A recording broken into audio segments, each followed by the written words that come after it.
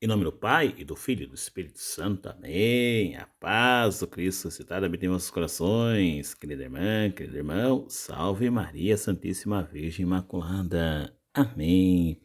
Hoje é dia 17 de novembro de 2020. Estamos na terça-feira da 33ª semana do tempo comum. Primeira leitura, Apocalipse de São João, capítulo 3, versos de 1 a 6 e versos 14 ao 22.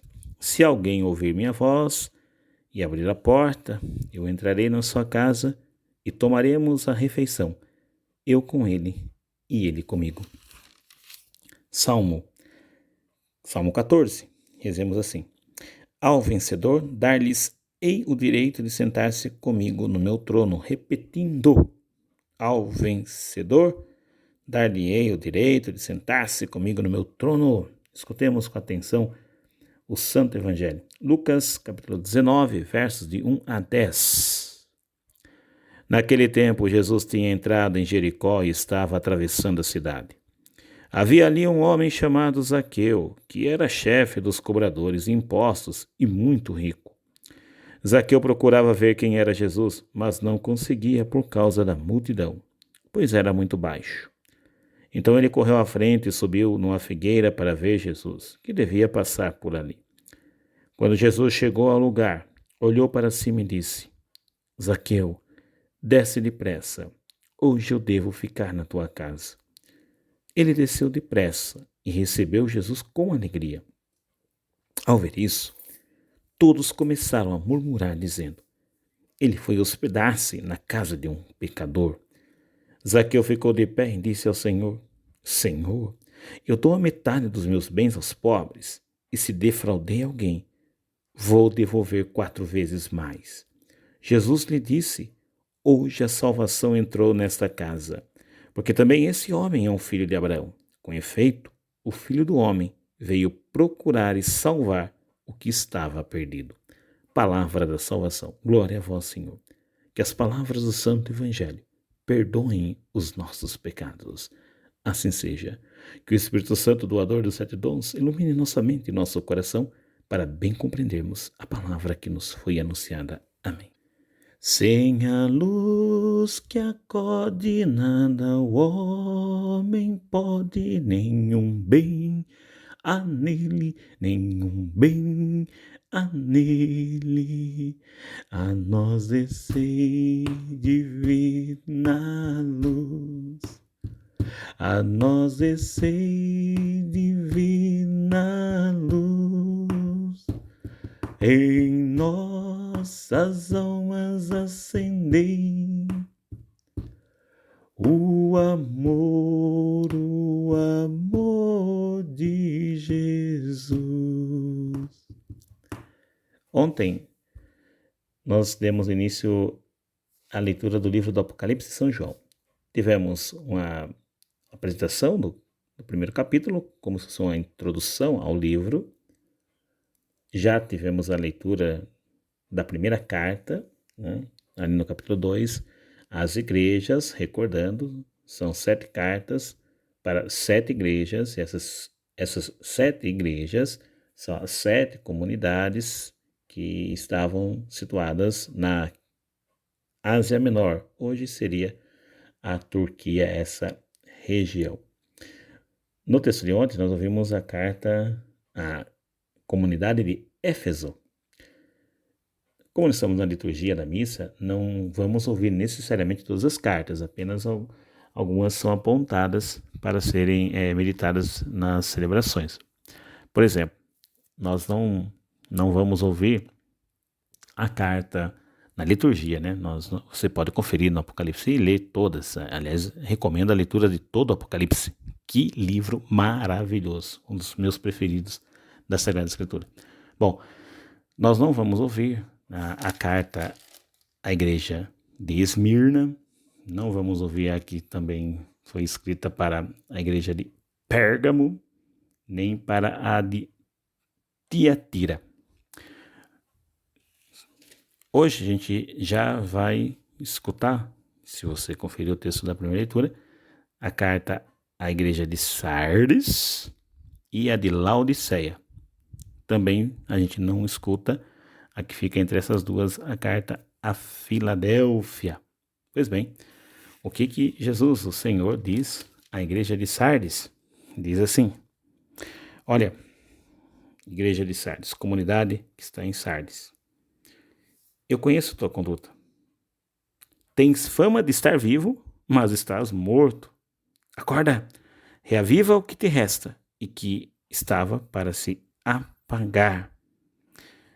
Jesus está falando para a comunidade de Sardes dessa falsa, dessa aparência de tudo estar bom, de brilhar, mas por dentro não ter uma consonância com o que externamente se apresenta. Isso acontece muito com as igrejas, pode acontecer isso com as nossas igrejas. Na verdade, todas as orientações, tudo que o Senhor fala para as igrejas, para as 7 igrejas, para essas 7 comunidades, são coisas que podem acontecer, se é que já não acontece, em nossas comunidades. E Jesus está censurando essa falta de coerência entre o que parece e o que por dentro é. Então não adianta, às vezes, mostrar-se como se fosse algo maravilhoso, mas por dentro não existe uma sinceridade naquilo que se apresenta por fora. Não há conversão. Apenas uma casca, apenas uma embalagem bonita, com laços, com fitas coloridas, mas por dentro tudo muito opaco, tudo muito sem vida, tudo muito sem cor. A nossa vida cristã precisa de uma conversão sincera. É isso que o Senhor está falando. Tanto é que na sequência vai dizer: converte-te, se não estiveres vigilante, eu virei como ladrão, sem que tu saibas em que hora te vou surpreender. Claro que há aqueles na comunidade que acabam fazendo bem, mas a comunidade no geral, o balanço é que precisa de uma conversão. Agora, para a igreja de Laodiceia, as palavras também são bem duras. Aqui está uma das frases mais conhecidas do Apocalipse, é quando diz assim, olha, vamos lá no versículo 15. Conheço a tua conduta, não és frio nem quente, oxalá fosses frio ou quente, mas porque és morno, nem frio nem quente, estou para vomitar-te de minha boca. Que coisa terrível, né? O que seria essa mornidão espiritual? É o coração dividido. O coração dividido. É um pé na igreja e um pé no mundo. É o católico Raimundo, né? Aquele que tem um pé na igreja e um pé no mundo.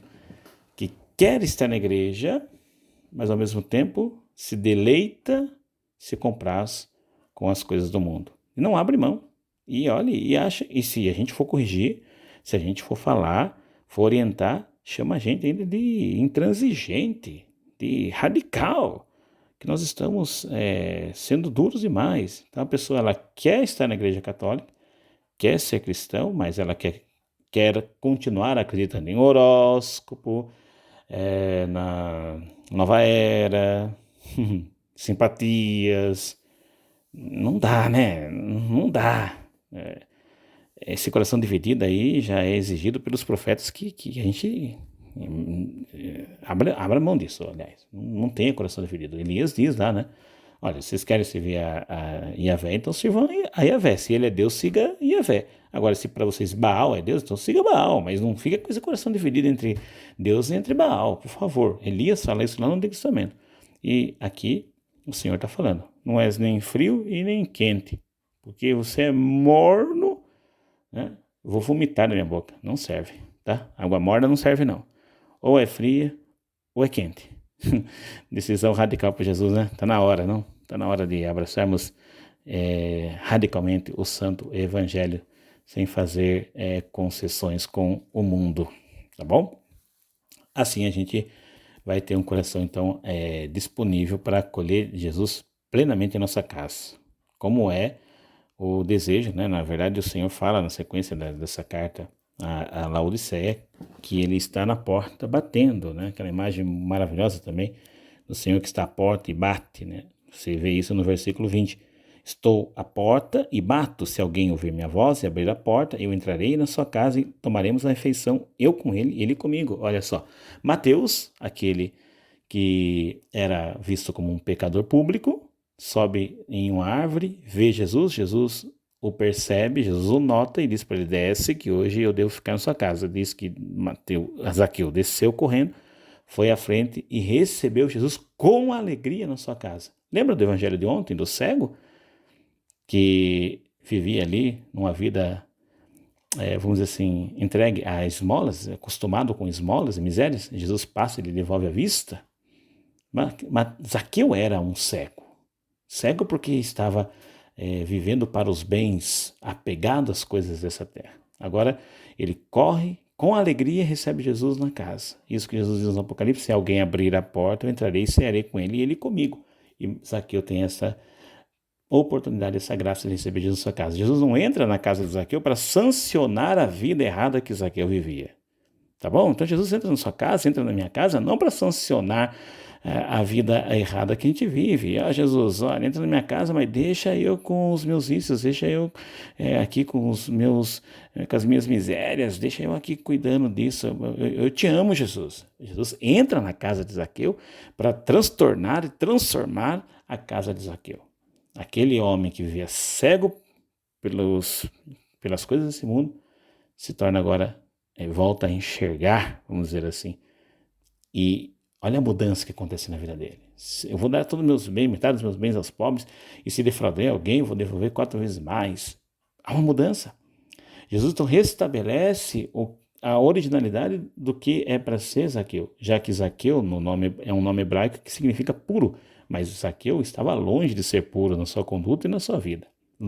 A pureza passava longe daquele homem. Mas com Jesus é restabelecida a originalidade do ser humano. Então Zaqueu agora pode se tornar puro. E diante de Jesus, ali na sua casa, sendo com ele, ele tem a vista aberta e se decide em definitivo por Cristo. Sai da mornidão espiritual e toma uma decisão definitiva pelo Senhor. É isso que nós devemos fazer. Jesus entra na nossa casa e transforma a nossa realidade. Queremos ser, de fato, vossos, sem dividir as atenções, somente pertencer a ti, Senhor. Cheguei agora, estou à porta e peço entrada. Vim pra ficar na tua casa, estou aqui. Sentar-me à mesa, partilhar a nossa vida, na intimidade, revelar meu coração. Senhor nos abençoe, nos livre do mal, nos conduz à verdade. Amém. Louvado seja no Senhor Jesus Cristo, nosso Senhor Jesus Cristo, sempre seja louvado. Amém. No Pai, do Filho e do Espírito Santo. Amém.